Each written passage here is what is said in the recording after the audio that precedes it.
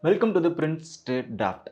In today's episode, I am going to explain how did Chief Minister and DMK President MK Stalin, son of Dravidian Patriarch M. Karunanidhi, shape the DMK into a centralized election-ready machine in just 7 years. Imagine this, a Monday morning at Arivalayam, the DMK headquarters in Chennai.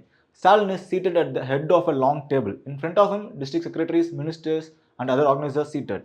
One by one, Stalin ticks off campaign checklists including booth-level work, welfare outreach, and voter engagement. While ministers scribble the notes, district secretaries nod in agreement with Stalin. Stalin doesn't pause, he moves briskly, instructing, directing, and monitoring his party workers.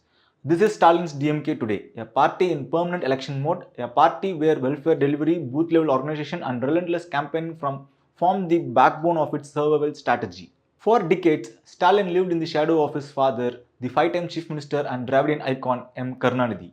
Cadres called him Thalapathy, the commander, since 1980s, but the baton didn't come easily. It was only in August 2018, after Karunanidhi's death, that Stalin finally became DMK's president.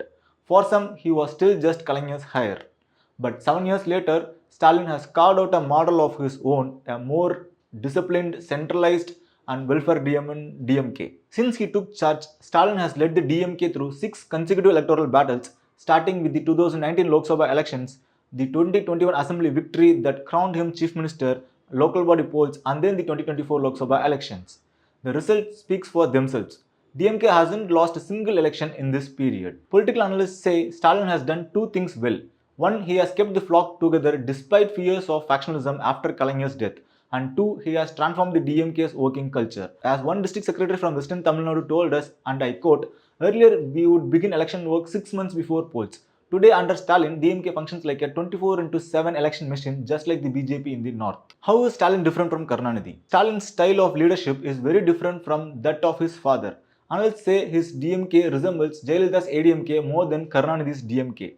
Professor V.M. Sunil Kumar told ThePrint that during Karunanidhi's time, DMK was decentralized. Each district secretaries wielded enormous power, and Stalin has centralized the party, collapsing the pyramid into a single peak. That is exactly how Jayalalitha ran AADMK. Now, Stalin doesn't have Kalaignar's flair or literature over oratory, but senior leaders insist that his strength is different. R.S. Bharati, the party's organizing secretary, recalls Karunanidhi's words that Stalin means ulaipu, ulaipu, ulaipu. Bharati adds he has compensated for what he lacks in orator with sheer dedication.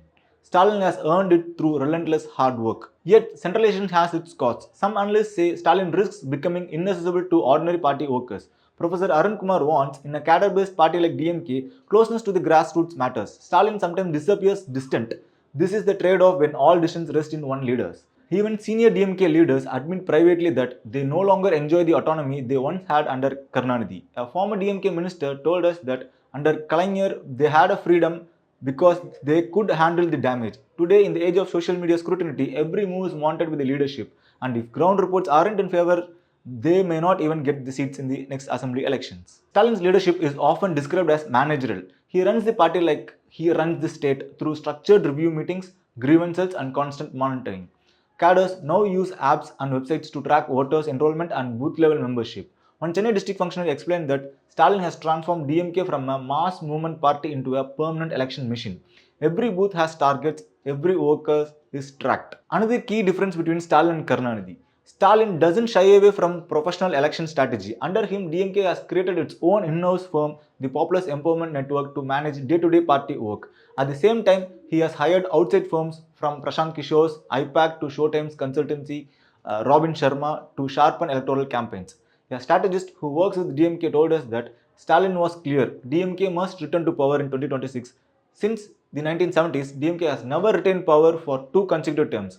Hiring multiple consultants was his way to secure a second term and prevent rival parties from poaching strategists. So, where does this leave the DMK today? 7 years after Stalin took charge, he has centralized the party, modernized its structures, and turned it into an election-ready machine. He has proved himself as a leader in his own right, not just Kalaignar's heir. But the question remains, will this centralized, consultant-driven, welfare-backed model deliver the DMK a second term in 2026? That's the test that lies ahead. Thank you. This is Prabhakar Thamilarasu for the Print StateDraft from Chennai Bureau.